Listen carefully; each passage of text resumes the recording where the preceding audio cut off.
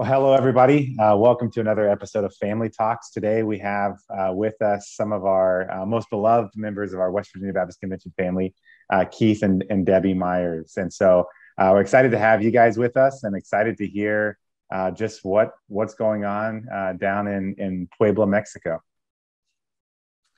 Yeah, thanks, Todd. Thanks for having us and giving us just this opportunity to connect with people. And first of all, to just say how blessed we are to be part of the West Virginia American Baptist family. It's truly just an amazing thing for us.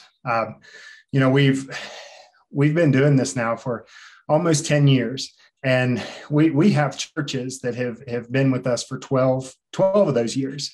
And to know the faithfulness of them and to know that we're prayed for and we're thought of, it means so much to me and Deb and our family and our ministry here. Our churches here, they know of West Virginia American Baptists. They know of American Baptists in general and International Ministries, and they're well aware of them and the impact that you all have here with our ministry. Yeah, and like I said, we're excited. We love watching, just seeing a lot of your updates on Facebook. It looks like you guys have, after what was a slow year last year, you guys are traveling quite a bit, and just share just a little bit about what you guys have been doing lately. Yeah, so on our last home assignment, one of the things that we really focused upon was what was the next phase, what was the next step in our ministry, because those first 3-4 years here were learning culture, building relationships, just kind of hanging out with people and just seeing how God's moving and where He's moving, and learning the language. We work with 7 different languages. Now, of course, we don't know any of those languages except Spanish, and we muddle our way through that, but I think we get by. But one of the things, the word that really God impressed upon our heart during our last home assignment was the idea of relationship, and what relationship looks like. And really, When Helping Hurts is one of those books that the introduction of that was kind of like a game changer for me and Deb, because within that, he talks about the idea of the 4 relationships established in creation: the relationship that exists between us and God, us and ourselves, us and other people, and then the rest of creation. And from that, we developed a 4-week class on stewardship, the stewardship of relationships. And we've been able to share that with our pastors, the grand scope of that, those 4 things. And speaking of that, and every time that we get together with our pastors, we serve 35 different churches across 4 states of Mexico, the bottom 4 states of Mexico. And so every time that we're there, they know that we're going to hit some on relationship. And this year, our focus has been the relationship primarily that exists, of course, always between us and God first, but that relationship that exists with ourselves. In the scripture, we're told to love God with all of our heart, mind, and soul, and we're told to love our neighbor as ourselves. That means we have to know how to love ourselves. We're made up of 3 parts. We have a spiritual part, a physical part, and a mental part. And so our focus this year has been that spiritual part with our pastors and our leaders.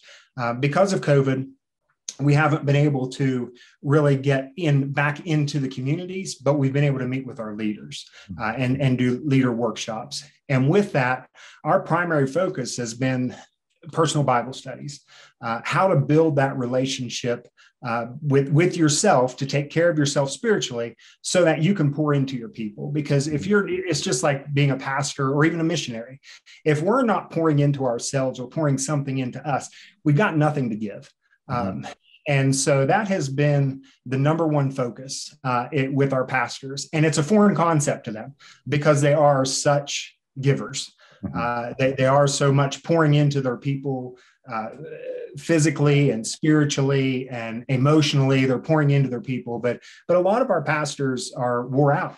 They're tired, and we're bringing to light. Part of that is that relationship that they have with their self, that of course exists with God first. And so we've been doing a lot of personal Bible studies, how to have a personal Bible study, and different methodologies of having a Bible study with yourself first. Because one of the things we always challenge our pastors with is when we begin a workshop, we tell them, lose your title. Lose your title as pastor, lose your title as dad, as father, lose your title, and just take on the title right now of a child of God. And that's what we challenge them with. And so we ask them to see everything through the lens of that relationship with their self and God, and building them up so that they can pour into others. That's been our primary focus with our pastors. And then Deb's been able to, along with me as well, we're starting to develop this same idea with the women within our communities. And Deb can share some about that. Yeah, so we 2 years ago, right before everything went down with COVID, we had 2 different retreats with women in all of our zones.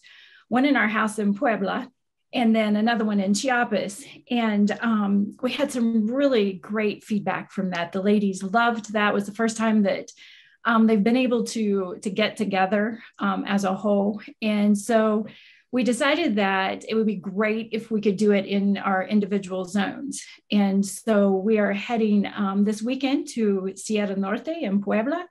And then we're going to go to our Oaxaca churches and do the same thing. We're going to have a retreat. And we're trying to build up our leadership of our women. And one of the things that we have a woman representative on the board of directors of the organization that we partner with here, CSIM.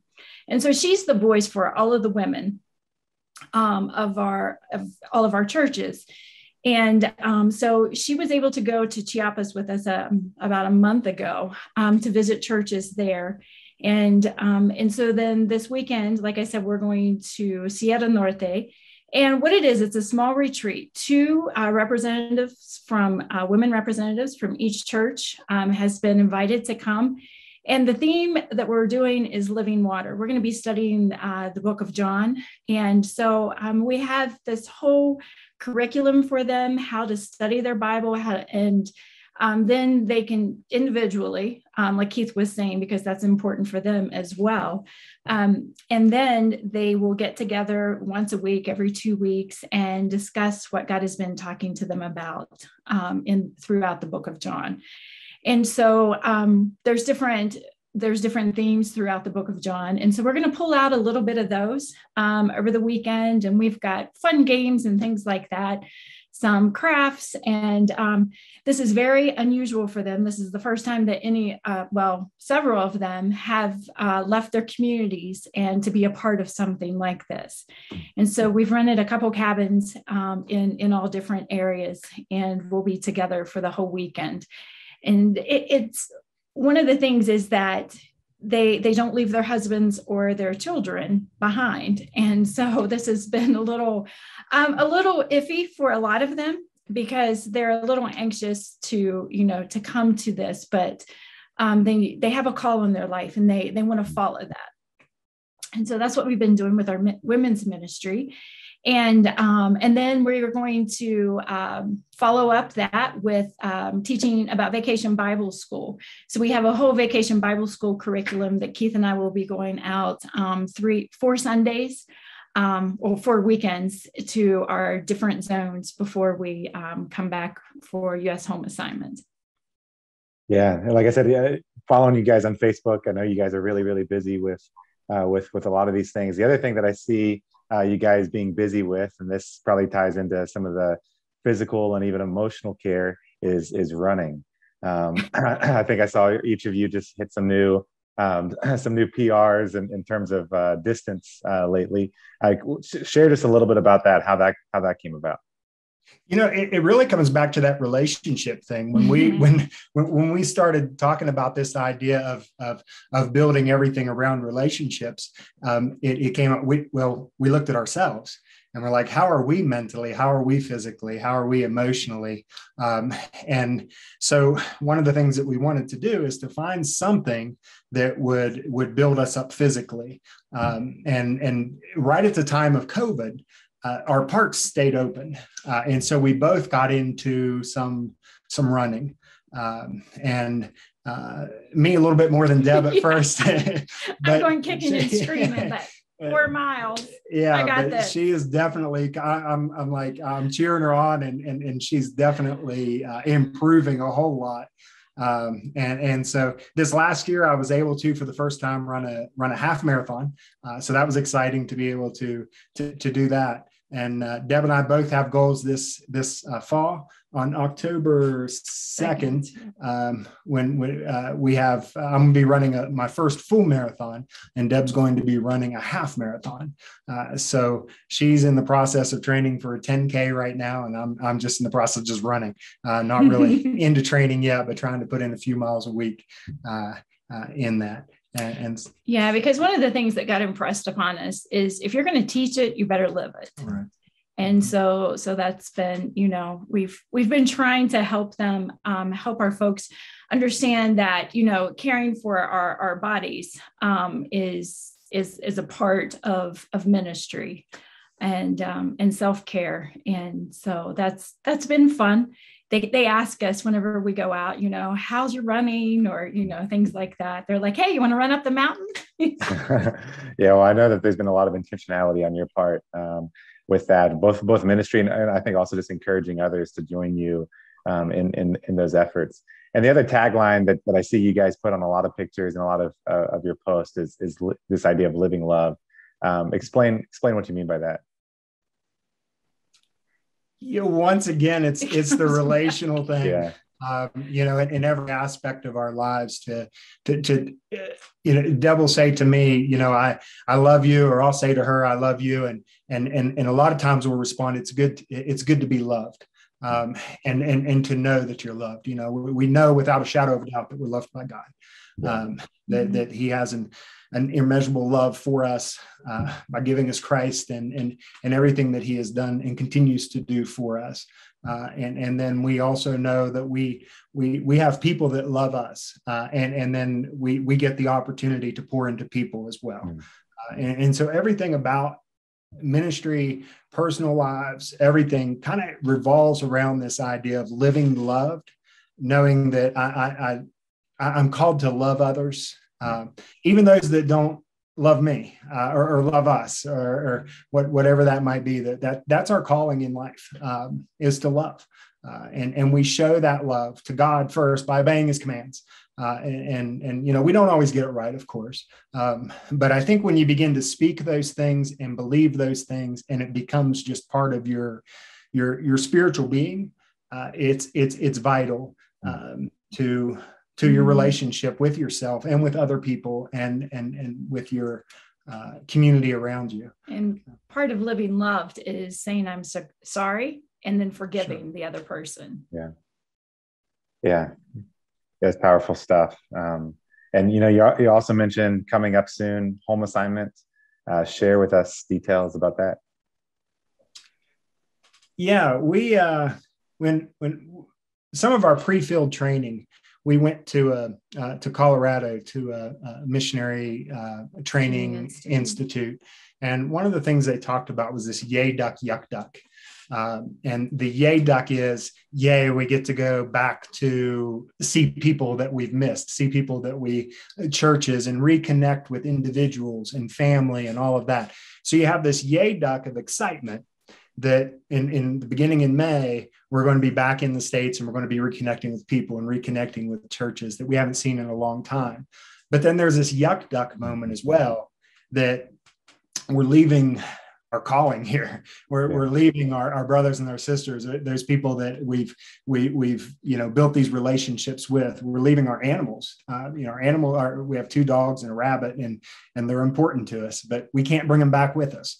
And so we're going a year without seeing them. And so there's this mixed emotion. Of course, we're excited to go, but Mexico's our home. This is where we built our home. It's where we have our family, our ministry. And so there's this tear. But at the same time, we also know that we are so excited to get back and to just to see people and give updates and get those hugs and that embrace and that touch that's so important. And so that'll begin May, at the beginning of May, and we'll be in the States for 1 year. And it's not a vacation. A lot of times folks think, oh, you're home on vacation, but we tell our folks here what we're going to be doing, and that we have probably close to 60, 65 churches that support us. And we only have a year to visit those 60 to 65 churches. Yeah. And so it is, it's full throttle when we're in the States. There's not much rest, and we have to intentionally build that in. But we want to get out and to see people and to share this passion that God has in our hearts about relationships and ministry here in Mexico and our Mexican brothers and sisters here. Yeah. So with all those churches, people need to get on the calendar early, obviously, to try to get you guys or join you for a long run. And there'll be a lot of time to catch up during that time as well. Or Deb for a short run. For a short run. A long maybe coffee conversation over coffee or something like that. But like I said, I know there's a lot of people excited to reconnect with you and just hear about just what's going on, and to go ahead and get on your calendar. What can people do? How can they contact you? Yeah, there's a couple ways. One is if we're friends on Facebook, you can do it through Messenger. That's no problem. We'd prefer that you do it through either through Deb or through me, not through Myers Missions in Mexico page, just because it's hard to monitor. It's easier to monitor our homes, like our personal stuff, than what it is that ministry page through connecting that way, or through our email address. I'm keith.myers@internationalministries.org, and you can contact us that way. That's probably the best way the two best ways to get in touch with us. Yeah. Either through email or through a personal message on Facebook. Yeah, and I would also add to that, if you're watching this and this is your first time even hearing Keith and Deb, and you know me and want to contact me, I can obviously introduce you as well, and try to make that connection. You mentioned just that transition and how hard that transition sometimes is, and leaving friends behind, leaving your community behind, your home, your pets. Obviously, those are some ways that we can be praying for you. What are some other ways we can be praying for you, just even over the next couple of months? I think for our, as Deb mentioned, especially this women's ministry here that we've been intentional about trying to start when before COVID, and we were able to, as Deb mentioned, we were just starting this ball rolling, and then everything came to a stop.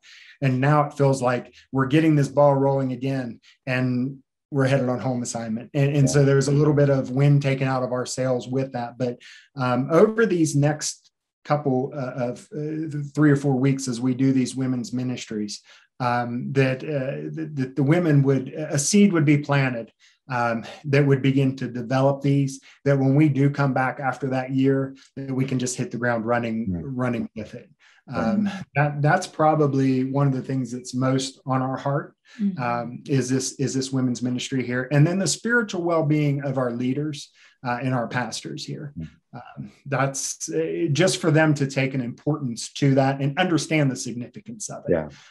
And I think even our pastors in the U.S. have or our leaders in the U.S., or spiritual leaders, they have that same tendency. But especially here, it's not something that is normally taught, this idea of spiritual care for yourself so that you can pour into others. Yeah, and for them just to keep going with, their ministries are going and things like that. But, whenever we go out, it's like an encouragement. We get encouraged, they get encouraged. And, we can send messages to all of our folks and things, but it's not the same as, being there in person. Yeah. Yeah, well, that's, certainly gives us a list of things to pray for. And I think even listening to you guys today gives us even some challenges to, prioritize relationships. Our relationship, obviously, with ourselves, certainly with God, with our family, with our spouse, and with our church family, with our community around us, and I think the live loved, I think would be the challenge for each of us. Well, thank you guys for joining us today. Thank you guys for watching as well. Next week, we're going to shift away from the topic of missions to focusing on some family discipleship. And so hopefully you join us for that as well. And we'll see you guys again next week. Thank you.